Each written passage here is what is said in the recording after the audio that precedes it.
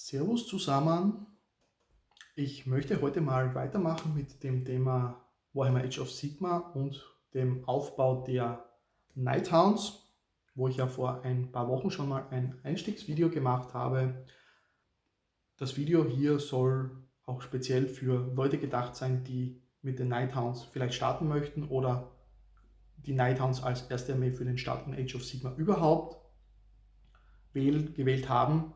Und da möchte ich vielleicht so ein paar Informationen dann geben, die mir so aufgefallen sind jetzt nach dem ersten Durchsehen des Buches und in welche Richtung das Ganze natürlich dann auch aus meiner Perspektive gehen wird. Bevor ich jetzt aber damit starte, ein kurzes anderes Thema, und zwar, ich habe ja in diesem ersten Video vor ein paar Wochen bereits gesagt gehabt, ich möchte oder plane Mitte Juli auf ein Turnier zu fahren. Das wird sich jetzt ein klein wenig ändern, und das aus zwei Gründen. Grund Nummer eins: ich habe hier beim Durchsehen gemerkt, dass hier doch recht viele Sachen dabei sind, recht umfangreiche Sachen in Verbindung auch mit den aktuellen dritten Editionsregeln, die bei mir nicht so stark noch drinnen sind, weil ich bisher noch nicht wirklich viel gespielt habe.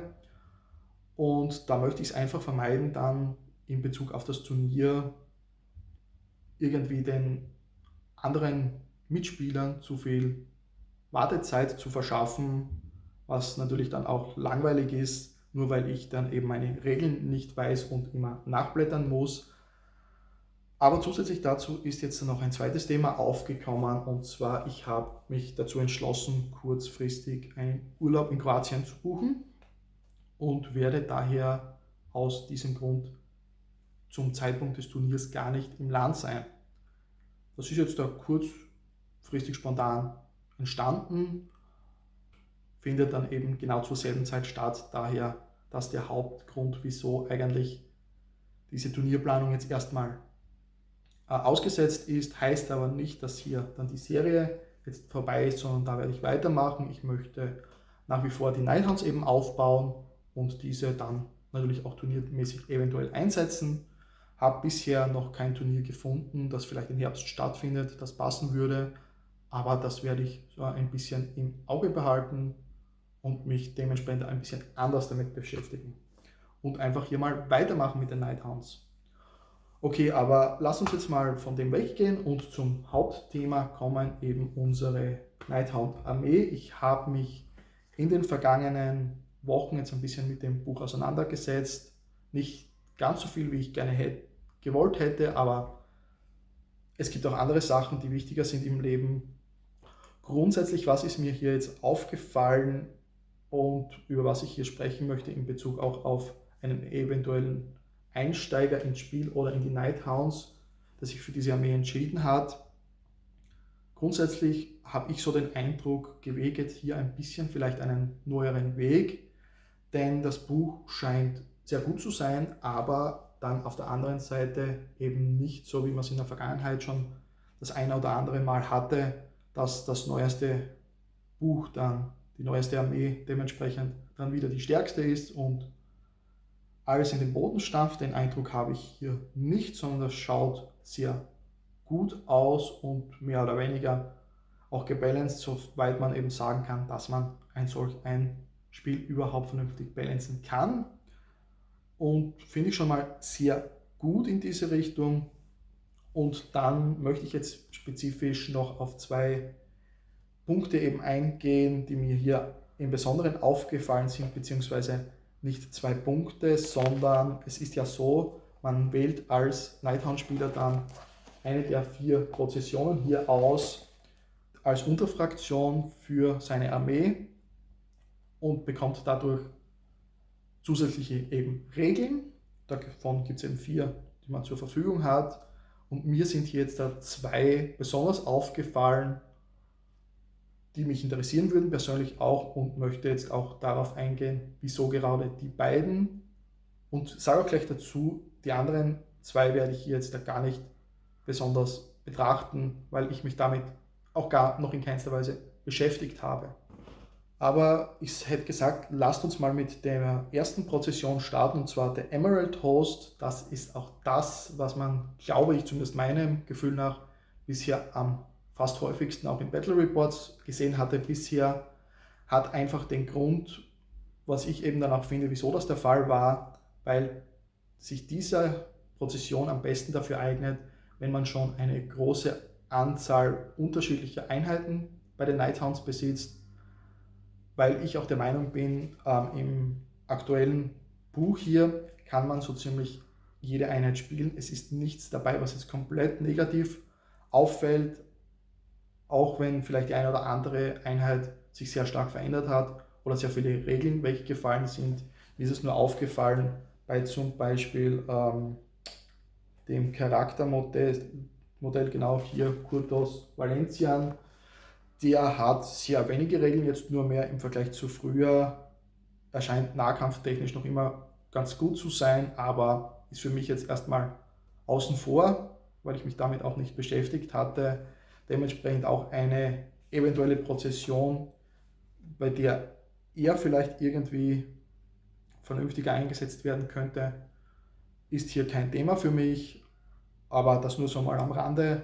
Wie gesagt, der Emerald Host ist mir hier als erstes aufgefallen, als erste Prozession, die sich meiner Meinung nach am besten dann eben eignet, wenn man bereits eine größere Sammlung hat, weil es hier dann eben so ist, dass nachdem beide Spieler ihre Armeen aufgestellt haben, wählt der Nighthound-Spieler D3 plus eine Einheit der gegnerischen Armee und diese bekommt dann am Ende jeder Runde, und zwar am Ende jeder Runde, nicht jedes Turn, sondern jeder Runde, immer tödliche Wunden.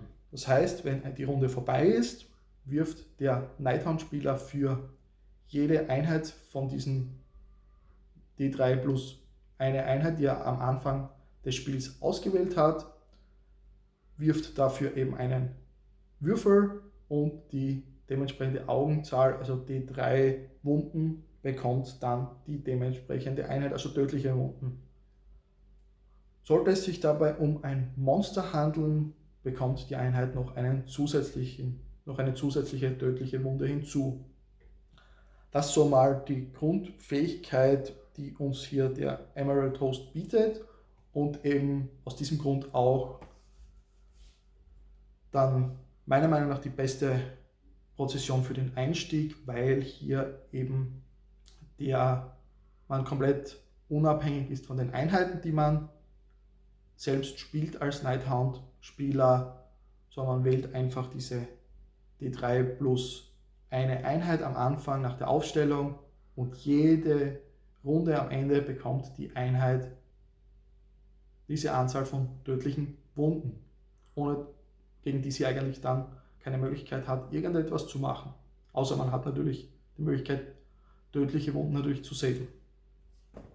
Und das wird höchstwahrscheinlich hier nach diesem ersten Eindruck auch diese Prozession sein, für die ich mich jetzt mal entschieden habe und mit der ich mich in erster Linie jetzt auch mal ein bisschen mehr auseinandersetzen werde, da es eben bei mir auch so ist, ich sammle die Nighthounds, seit sie herausgekommen sind, damals mit der zweiten Edition, und habe daher sehr viele verschiedene Einheiten und nichts davon jetzt aber in einer größeren Stückzahl, wie es dann für die zweite Prozession, die wir uns gleich ansehen werden, interessant sein könnte, und daher eben die Wahl auf diese Emerald Host Prozession und eben auch das Interesse meinerseits, dass ich hier vor allem jetzt am Anfang auch mehr Einheiten unterschiedlicher Art spielen möchte, um einfach zu sehen, was die einzelnen Einheiten dann im Spiel wirklich können und möglichst viel ausprobieren möchte. Daher die höchstwahrscheinlich Entscheidung diesbezüglich, was meine Prozession betrifft, für meine Armee.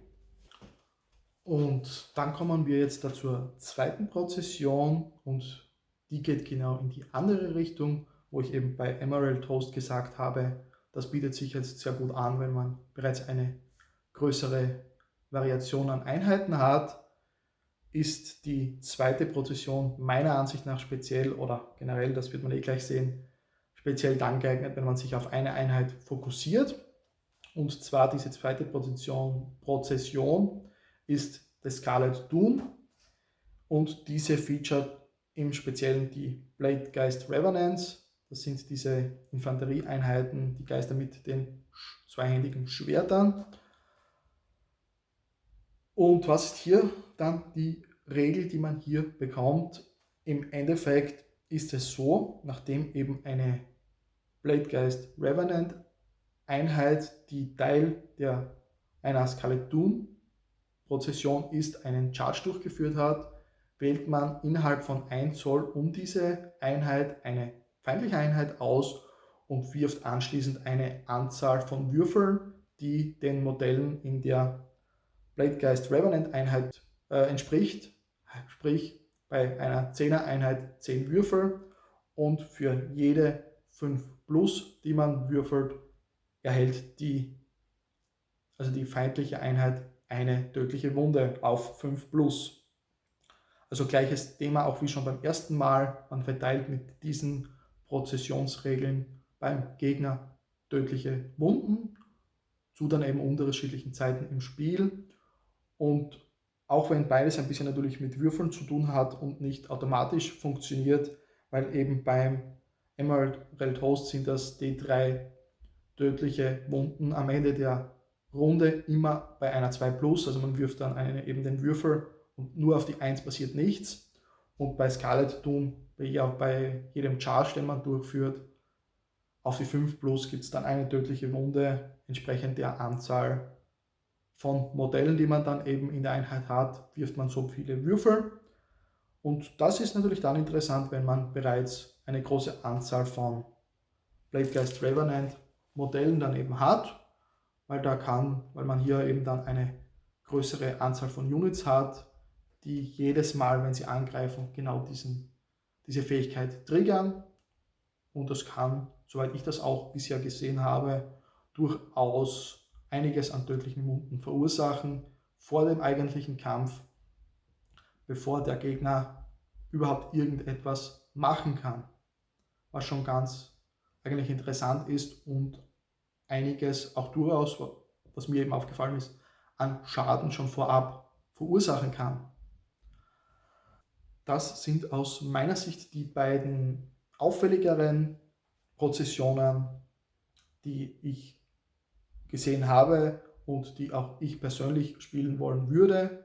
Emerald Host, wie gesagt, auch aus dem Grund, weil man hier die größere Auswahlmöglichkeit hat, weil man hier eigentlich Einheiten unabhängig ist, und eben Scarlet Doom hätte mich persönlich im ersten Moment tatsächlich ein bisschen mehr interessiert, aber ich habe hier aktuell nur 10 Bladegeist Revenants und habe da jetzt kein direktes Interesse, hier jetzt immens aufzustocken in der nächsten Zeit.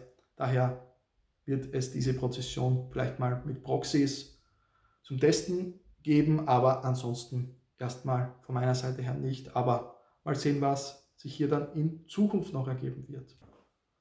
Das mal so zum Ausblick in Bezug auf die Vorbereitungen, was das Turnier eben betrifft von meiner Seite und was die Vorbereitungen der Armee hier betrifft mit ersten Beschäftigungen und eben, ich hoffe, auch Tipps für jemanden, der ins Spiel bzw. in die Armee einsteigen möchte.